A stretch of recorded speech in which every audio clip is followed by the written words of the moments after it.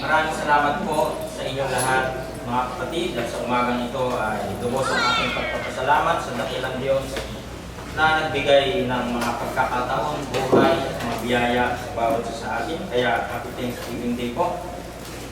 At nawa ang bawat isa sa atin ay matuto sa mga nakaraang panahon na nagkaloob ang Diyos ng 365 days, ngayon ay 366. Yan, nagdagdasan, kasi may February 29.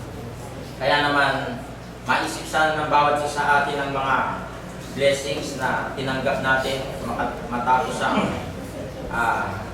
isang taon.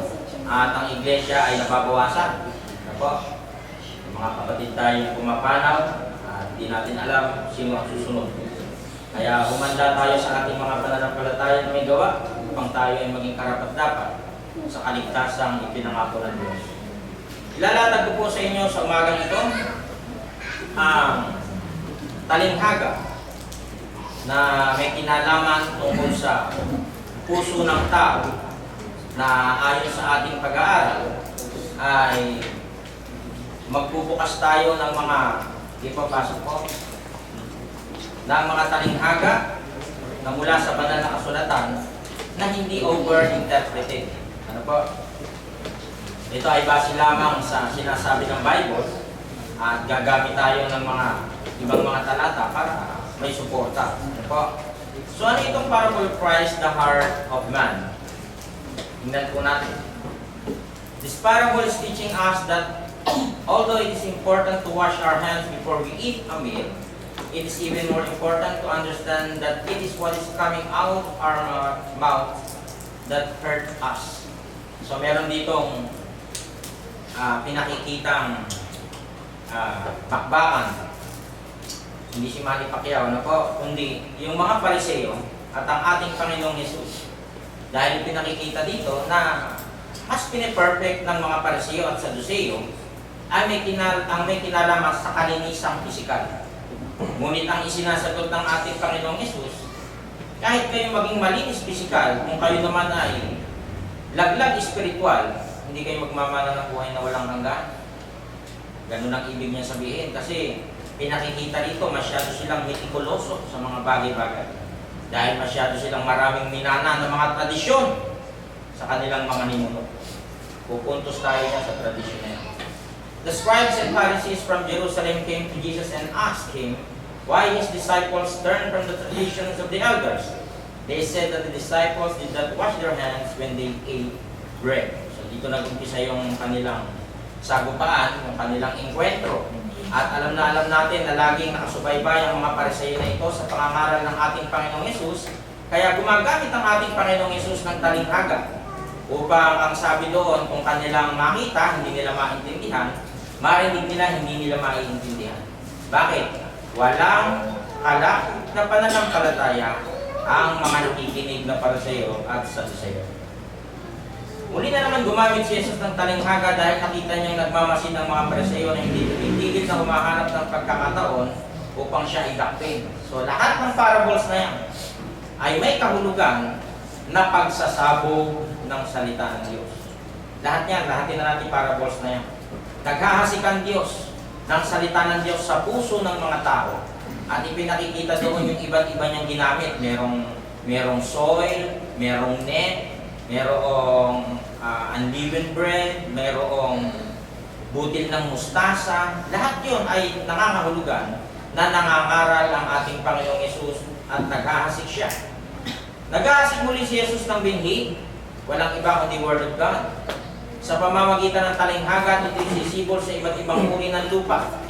Lahat ng nakikinig, yun yung tinutukoy na lupa o heart of man, may masisiyahan, may masasaktan. Ano po, kung mapapansin natin, pag ipinangangaral natin yung Ebanghelyo, talagang tumatama yan. Bakit? Lalo kung ikaw ay may sugat, o kung ikaw ay mayroong dinadala sa puso mo, tatama yung salita ng Diyos. Ouch! Tatama talaga yan. Kung matigas ang puso mo, tatama yan. Kung ikaw naman ay masyadong maraming katwiran at mataas ang prinsipyo mo sa buhay at hindi ka naniniwala sa Diyos, tatama yan. Ano po? Kaya sa kanyang pagsasalita, marami yung tinatamaan. Naliwanag na yan ay pagsasabog ng binhi. Walang iba kundi ang salita ng Diyos. Sa talinghagang ito, ipinapaalam ni Jesus na nalalaman ng Diyos ang kanilang mga puso, bagamat sila'y nagsasabing mga makadiyos. Ngunit sila'y nagkukunwari lamang at isang hypocrite na nagtatago sa maskara ng kabanalan. Maraming ganito ngayon, di ba? Simba ng simba, hindi man nagbabago. May New Year's resolution pa yan, hindi naman nasusunod. Di ba ganon? At marami ang makikita natin sa umagang ito na kamalian na i-apply natin bilang practical na aplikasyon sa mga Kristiyano sa uling panahon. Na ang Diyos ay nakababasa ng puso. Ito po ang talata. Kaya sinabi ni Jesus sa kanila, nagbabanal-banalan kayo sa harap ng mga tao. Sinong sinasabihan? Mga Pariseo at Saduceo na nakikinig. Pero alam ng Diyos kung ano talaga ang nilalaman ng inyong puso, sapagkat ang mga bagay na itinuturing ng tao na mahalaga ay kinasusuklaman ng Diyos. So lahat pala ng mahalagang bagay sa atin, ano po, nasusuklam ang Diyos doon pagka yung bagay na yun ay parang sinasamba na ng tao. Lalo na kung ikaw ay isang Kristiyano sa panahon na to, tatama yung salita na yan.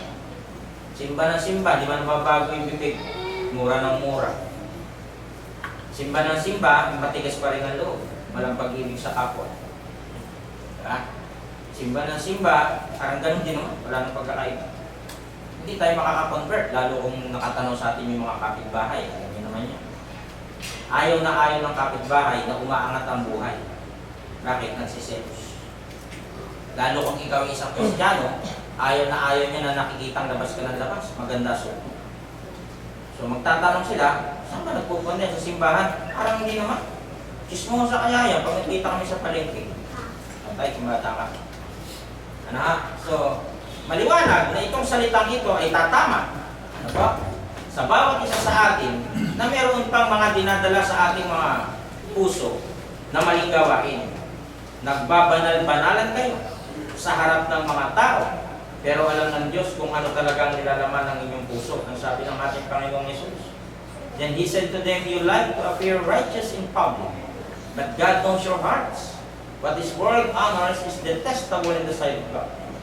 Ano man yung pinapahalagahan po natin dyan, ayaw ng Diyos yan kasi yan ang mga pinapahalagahan natin. Pampisikal. When Jesus said, God knows your heart in Luke 16:15, He was speaking to the Pharisees. Men who live double-sided life. Yan. Pag Kristiyano ka, once na ikaw ay Christian, nakikita yan sa pagsasalita, nakikita yan sa iyong gawa, nakikita yan sa paraan mo sa pamumuhay. Pero kung ikaw ay paglinggo lang, Kristiyano, banal-banalang maliwanag yan.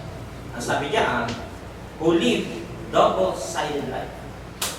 Pwede akong loko-loko pagdating ng, pwede akong banal paglinggo. Pagdating ng Monday to Saturday, hindi ako yun. No? Diyos ang hahatol sa bawat isa sa atin, tatagan niyo po. Hindi ko naman kayo pwedeng musgan, hindi ko naman kayo nakikita araw-araw. Ganun din kayo, hindi niyo ako pwedeng musgan, hindi niyo naman ako nakikita araw-araw. So Diyos ang nakakakita sa atin kung sino ang gumaganap ng kanyang kaloob.